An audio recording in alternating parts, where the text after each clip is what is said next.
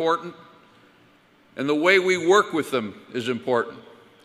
I want to talk today both about that party and our movement, because in some ways we face the same kinds of problems. You know, I've been around for a while, and it's interesting because parties and movements are themselves interesting. The Republican Party has been left for dead many times over the course of the last few decades and always seems to come back.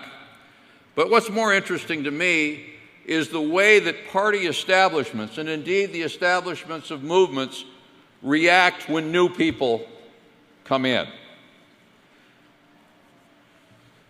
In 1964, the first presidential campaign that I was really active in, Barry Goldwater and a whole new generation of people challenged the establishment of the Republican Party.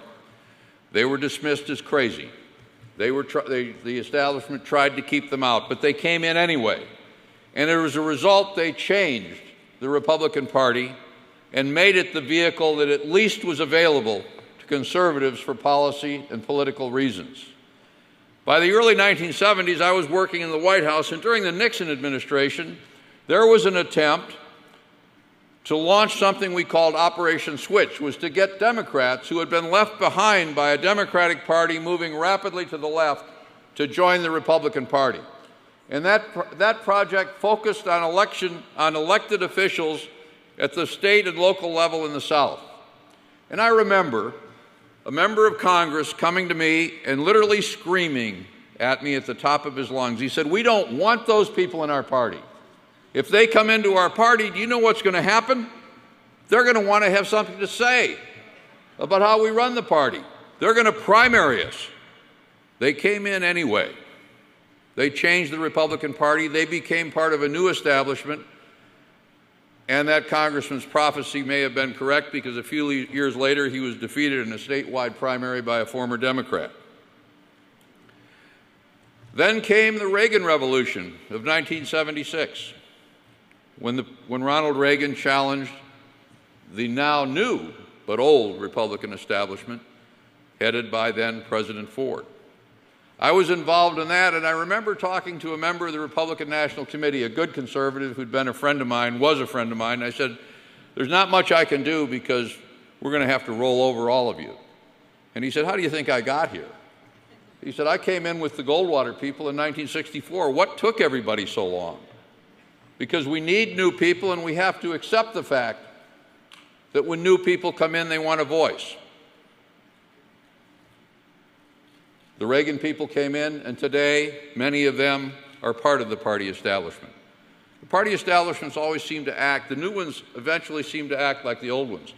Remember Pat Robertson, when he ran for president. Evangelicals began to stream into the party, and who can forget the Michigan National Committeeman who said that a meeting of Robertson supporters resembled nothing so much as the bar scene in Star Wars. Party leaders said, "We don't want those people in our party." They came anyway. They came anyway, and many of them today are part of the new old Republican establishment. In the last cycle, we had young libertarian students backing an improbable presidential candidate from Texas. Fully 50% of all the votes cast in all the Republican presidential primary states in the last cycle by people 30 and under were cast for Ron Paul. And yet, the party establishment said, "Let's not get too close to these people. We don't really want them." Party establishments tend to want voters. They just don't want them in their clubs. They don't want them participating in the decision-making. And so this year, Rand Paul becomes a hero to grassroots Republicans across the country, and an aging former presidential candidate of the old establishment tells the press, "We don't want people like him because he appeals to young people." Well, let me tell you something. Political movements and political parties have two choices in this world. They grow or they die. They bring people in or they drive people out.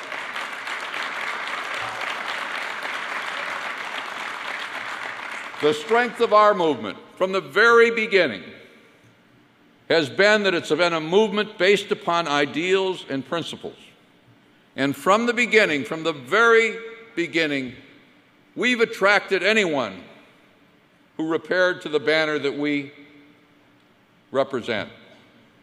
And if we ever stop doing that, we won't deserve to grow. We won't deserve, as a political movement, to remain viable. And if the Republican Party